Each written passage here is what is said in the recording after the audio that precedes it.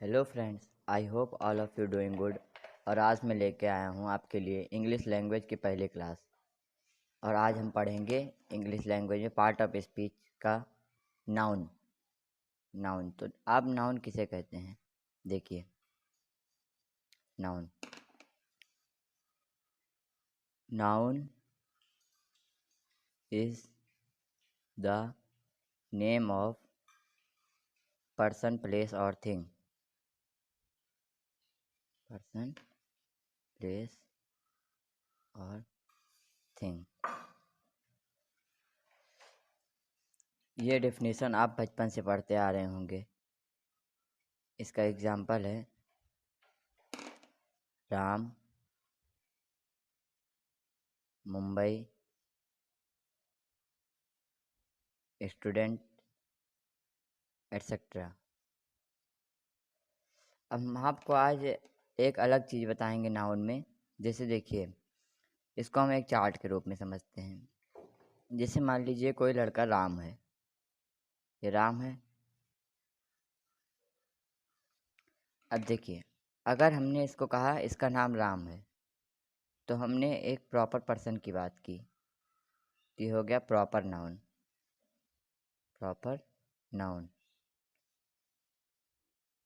क्योंकि हमने इस राम के प्रॉपर पर्सन की बात की कि हाँ ये राम है। उसके बाद अगर हमने इसको कह दिया ये स्टूडेंट है, राम को हमने कह दिया ये स्टूडेंट है, तो कॉमन नाउन में आ गया। क्योंकि स्टूडेंट्स तो बहुत सारे हो सकते हैं और उन स्टूडेंट में एक राम भी है, तो ये कॉमन नाउन हो गया। अब राम, जैसे राम है तो कितनी उसके शरीर में हड्डियां होंगी? उसके शरीर में 206 हड्डियां होंगी। 206 हड्डियों का कलेक्शन हुआ उसके शरीर में, तो इसीलिए कलेक्टिव नाउन हो गया। कलेक्टिव नाउन हो गया।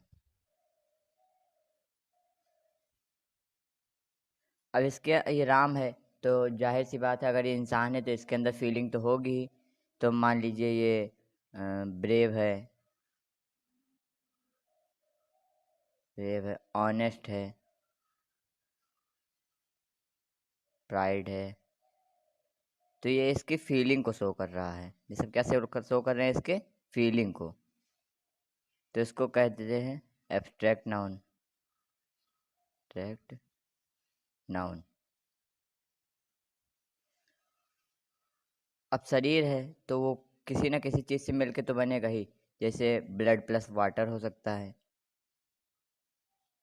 ब्लड प्लस वाटर, इसमें मैग्नीशियम, कैल्शियम और आयरन, ये सब तो होंगे ही शरीर में। तो ये क्या हो गया? Material noun. मटेरियल से मिलके बना है ना, इसे मटेरियल नाउन कहते हैं। अब देखिए, ये नाउन के बारे में आपने राम से आपने क्या पढ़ा? राम, अगर आप इस प्रॉपर पर्सन की बात करते हैं, राम की बात करते हैं, तो प्रॉपर नाउन हो गया। अगर आप इसको स्टूडेंट या फिर बॉय या फिर आप ऐसे कुछ कह देते हैं तो ये इसका कॉमन नाउन हो गया। इसका शरीर 206 हड्डियों से मिलकर बना है, यानी कि ये कलेक्शन है, जिसको कलेक्टिव नाउन हो गया। अगर आप इसके फीलिंग्स की बात करते हैं तो एब्स्ट्रैक्ट नाउन हो गया।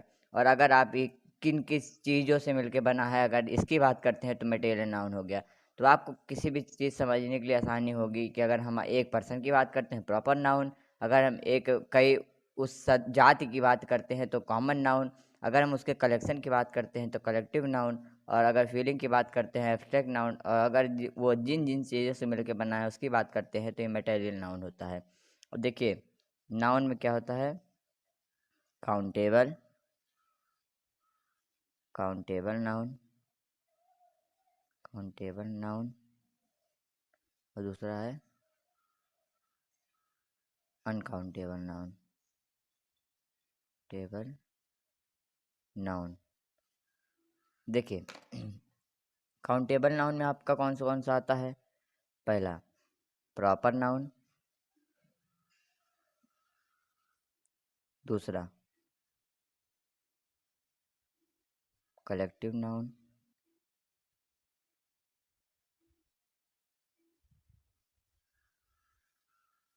तीसरा कॉमन नाउन। और आपका अनकाउंटेबल नाउन में कौन सा आता है? Material noun. दूसरा एब्स्ट्रैक्ट नाउन। ऐसा इंग्लिश में माना गया है, और ऐसा मतलब ऐसा हो भी सकता है, नहीं भी हो सकता है। जैसे आप देखिए, प्रॉपर नाउन में हमने किसकी बात की थी? राम की। देखिए, प्रॉपर नाउन में बात की थी हमने राम की। तो अगर एक राम है, हमने कहा कि ये राम है, तो ये राम है अगर, तब तो ये एक पर्सन हो गया, और हमें इसको गिनने की ज़रूरत नहीं है, तो ये अनकाउंटेबल में आ गया, अनकाउंटेबल नाउन में आ गया। और अगर राम है, हमने कहा एक क्लास में बहुत सारे बच्चे हैं, जिनमें से बहुत मतलब उसमें से जैसे मान लीजिए एक क्लास में 60 बच्चे हैं, तो उसमें से हमने कहा कि 40 बच्चों का नाम राम ही है, तो कई सारे बच्चे राम हो गए ऐसे ही, तो काउंटेबल नाउन में आ गया, काउंटेबल नाउन में आ गया। अब स्टार्स को देखिए, स्टार्स। जैसे स्टार्स, स्टार्स क्या है? अनकाउंटेबल नाउन, हम इसे गिन नहीं सकते, अनकाउंटेबल नाउन है। लेकिन अगर हम कुछ स्टार्स की बात करते हैं, जैसे some stars, which has proper name, जिसका कोई प्रॉपर नाम है, तो उस अगर उस तारों की बात करते हैं, तो ये तो काउंटेबल नाउन में आ गया। तो कंपटीशन में यही पूछा जाता है। आपके 12th तक के लेवल तक तो ये नहीं पूछा जाएगा, लेकिन आप जब कंपटीशन में जाएंगे तो आपको कंपटीशन में यही चीज़ पूछा जाता है। सेंटेंस के अनुसार पहचानना होता है कि ये है क्या, ये काउंटेबल है या अनकाउंटेबल है। जैसे हम मान लीजिए बोलते हैं जूरी,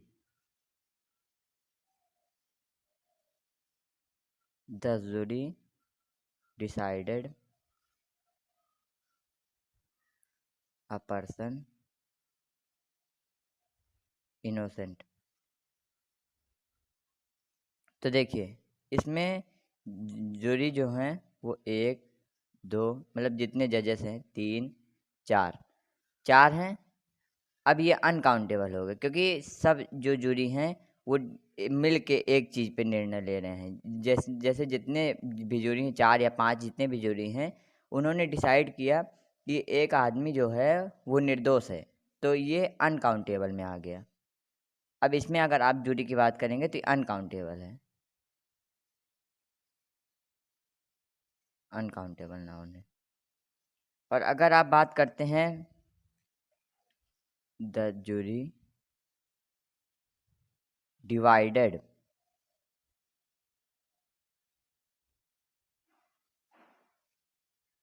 डिवाइडेड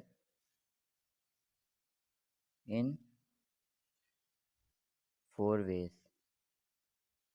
अगर आप ऐसी बात करते हैं कि जितने भी जैसे चार जूरी थे तो डिवाइड हो गए, कोई कहता है ये निर्दोष है, कोई कहता है नहीं है, और जैसे दो लोग कह रहे हैं, कोई दो लोग कह रहे नहीं है, तो अब ये काउंटेबल में आ गया। अब इसको हमें गिनना पड़ेगा, अब ये अनकाउंटेबल नहीं रह गया, काउंटेबल में आ गया। अब ये जो हो गया काउंटेबल नाउन। तो देखिए, अभी यही सेंटेंस में जो जूरी था वो डिसाइडेड, मतलब एक ही पक्ष पे निर्णय ले रहे थे, तो ये अनकाउंटेबल नाउन हो गया। लेकिन अब जो है वो ये चारों भाग में बढ़ चुके हैं, तो इसीलिए अब इनको गिनना पड़ेगा, तो ये काउंटेबल नाउन हो गया।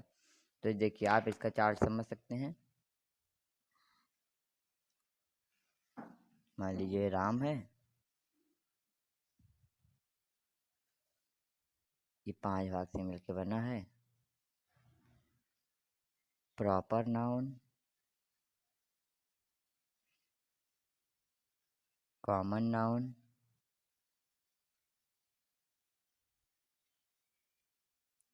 Collective noun,